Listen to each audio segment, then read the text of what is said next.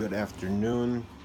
I'm Echo Forson. I'm going to be presenting my piece um, on the Heroic Imagination Project for Dr. Brian Metcalf, Psychology 101. First and foremost, what makes a hero? Now, I looked it up, and a good hero can be hard to find. A hero is selfless, genuinely a good person at heart, someone that gets the undivided attention of all of us and causes a change for the better. Someone willing to risk their own life to save another's. A hero is a person who saves the day, um, basically. There's a few people that fit into that description in my eyes. Um, First and foremost, my parents, both my mom and my dad. Um, they're my heroes, and here's a picture of them: my mom and my dad. A couple more. It's my dad, a little while back. So my my dad, to start off with, is my hero because currently I look up to the man very highly. I only speak highly of my dad, and there's many reasons because of that. Um, my dad is from Ghana, West Africa. He was born and raised there. Um, here in the U.S., being an African American male, one isn't easy. And I think that being an African male, just flat out African, makes that even more difficult. My dad has fought his way to be able to provide for our family, my brother, me, and my mom. He does everything he can. Uh, we're not a wealthy family. We're not rich. You know, we don't buy expensive things, but we get the things that we need, and he also manages to get us the things that we want as well. Not all of them, but if he sees that we really want it, he really does get it for us. And you could say that, oh, that's just because he's your dad, he's supposed to do that, but he's not supposed to do that. He's supposed to care for me, which he does. He's supposed to give me food, give me shelter, give me clothes. That's it. He's not supposed to get me a car. He's not supposed to you know buy me expensive shoes. He's not supposed to do any of that stuff, what he does, because um, he's genuinely a good person.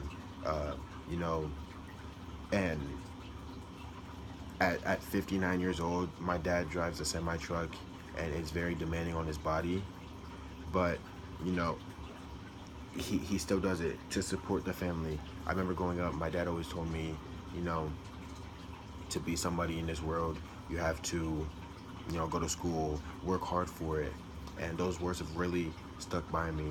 And you know, I can put it all on my dad. My dad is the reason I am the man that I am today. And I like to say that I'm not like most individuals, um, you know, in my category, and I pride myself on that, and I can attribute most of that to my dad. Another, I contribute that to my mother. Um, you know, Part of the reason why I want to become a pediatric surgeon is because of my parents and my dad. So my dad really inspires me to work hard. He's the one who inspired me to dream big for that pediatric surgeon goal.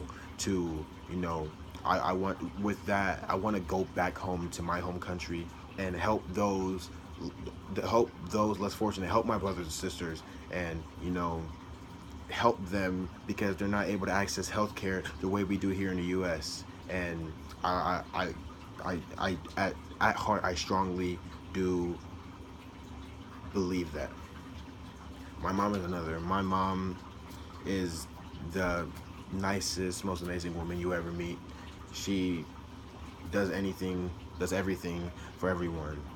I remember countless of times friends getting kicked out of their homes, and my mom, she's the first one to invite them here, give them a hot meal, take a shower, and just stay the night for as long as they need. Here's a picture of my mom. Another one, and then the family picture. she she really inspires me to, to really, no matter how somebody treats you, you always treat them with kindness. Kill them kindness, as they always say. And you know, she really lives by those words. Um, she's an amazing woman. She again, you know, does what she can. I remember earlier this year, I told her that I wanted to go to Coachella Music Festival in Indio, California, and it was expensive. Tickets were $500. The plane flight was about $300, not including accommodations and somewhere to live. And so I wasn't expecting her. I was just telling her, for future purposes. But she got the money for me to go to Coachella. She got it. She worked overtime. She worked extra. She took up extra shifts just so she could get me what I wanted, just so she could make me happy. That right there is a hero in my eyes. And you could say because I'm her son, but she did not have to do that whatsoever, because there's more important things that she could have done with that money. But no, she did it to make me happy. Finally, another hero of mine is Vivian Thomas, who was a surgical technician. He worked under Dr. Alfred Blalock. Um, he Most of the surgical techniques that we use today in the U.S. can be attributed back to him. He was an African American male. Um, I remember watching a movie about him, and he was one of the very first African American males to be announced a doctor in Johns Hopkins Medical, their hospital. You know, the first time he's walking into the building wearing a white coat, he's getting stares. People are looking at him like he doesn't belong, but he did belong. Um, he really inspires me to, no matter what my ethnicity is, no matter what my race is, being black, the same as him, that I can achieve whatever I want to achieve. Um, Vivian Thomas really is a tribute. I really attribute my aspirations to him as well, wanting to be a surgeon, because he did good with that. He was one of the very first people to come up with the surgical technique to cure the blue baby syndrome. And that's why he's another hero to me. Um, so those are my three heroes. I have a few more, but those were my main ones. It's been great talking about my heroes, and I hope you enjoy this video, Dr. Metcalf. Thank you. Bye.